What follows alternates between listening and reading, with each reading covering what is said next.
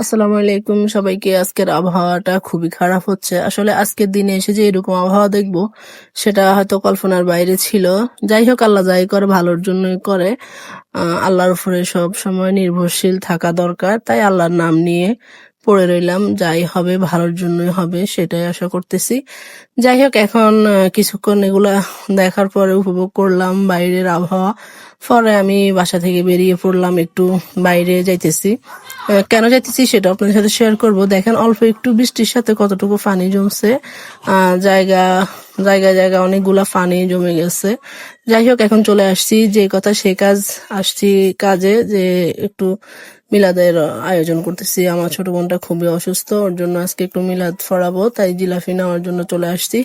যা ছিল মনে হচ্ছে আমি নিয়ে ফেলছি সবগুলা জিলাপি। আর আপনাদের কাছে একটা কথা বলার ছিল, আপনারা সবাই দোয়া করবেন যেন আমার বোনটা তাড়াতাড়ি সুস্থ হয়ে যায়। আর আপনাদের সবার কাছে অনুরোধ রইল, ভালোবাসা, আপনারা যতটুকু ভালোবাসা আমাকে দেন, সাপোর্ট করেন, সবটুকু ভালোবাসা দিয়ে আমার বোনের জন্য দোয়া করবেন। আল্লাহ হাফেজ।